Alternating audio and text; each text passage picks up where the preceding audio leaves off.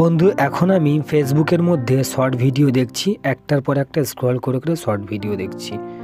তো তোমরা সমস্ত ভিডিওর সঙ্গে থাকো। আজকে একটা মজার সেটিংস আমি দেখিয়ে দেবো। তো তোমরা কিভাবে ফেসবুককে নিজেদের ফাইল বা গ্যালারির পারমিশন দিয়ে রেখেছো। দেখো আমি একটার পর একটা স্ক্রল করে করে এমন একটা পজিশানে এসেছি বা এমন একটা ইন্টারফেসের সামনে এসেছি। তোমরা দেখো এটা আমার গ্যালারির মধ্যে আছে। এই যে রিলস বা ভিডিওগুলো তোমরা দেখতে পাচ্ছ। এখন দেখো আমার এখানে 6টা রিলস বা ভিডিও শো করছে। এটা হচ্ছে আমার ইনস্টাগ্রামের রিলস, আমি এডিট করে ফাইলে বা গ্যালারিতে রেখেছি। তো দেখো শর্ট ভিডিও দেখতে দেখতে কিভাবে সামনে চলে এসছে এই সমস্ত ভিডিওগুলো বা রিলসগুলো। তো এটা ফেসবুক দেখতে পাচ্ছে। তোমরা যখন দেখবে ঠিক অন্য কিছুই শো হবে। যদি তোমরা ভালো কিছু রাখো তাহলে ভালো কিছু দেখতে পাবে, ঠিক একই রকম যেমন আমি স্ক্রল করতে করতে দেখতে পেলাম। আর খারাপ কিছু রাখলে অবশ্যই খারাপ কিছু দেখতে পাবে। তো কেন ফেসবুক এটা দেখতে পাবে?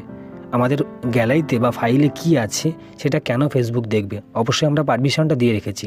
তাহলে চলো পারমিশনটা বন্ধ করে দেই। তবে হ্যাঁ বন্ধু, যে সমস্ত বন্ধুরা প্রত্যেক দিন কম বেশি ফটো বা ভিডিও আপলোড করো বা পোস্ট করো, তারা কিন্তু এটা করো না বা অফ করো না এই অপশানটাকে। কেননা তাহলে প্রত্যেক দিন তোমাদের ফাইল বা গ্যালারি পারমিশন অন করতে হবে বা অ্যালাউ করতে হবে। তো তাহলে চলো। আর হ্যাঁ বন্ধু, যে সমস্ত বন্ধুরা মাসে বা সপ্তাহে বা 15 দিন অন্তরে বা ফটো ভিডিও আপলোড করো বা পোস্ট করো, তারা এটাকে অফ করে রাখতে পারো। তো তাহলে চলো সম্পূর্ণ ভিডিওর সঙ্গে থাকো, আমি দেখিয়ে দিচ্ছি কি করতে হবে। বন্ধু দেখো আমি হোম করে নিয়েছি। এবার আমি ফেসবুকটাকে লং প্রেস করে রাখবো, চেপে ধরে রাখবো। তারপরে অ্যাপ ইনফো আছে, এই অ্যাপ ইনফোতে টাচ করব।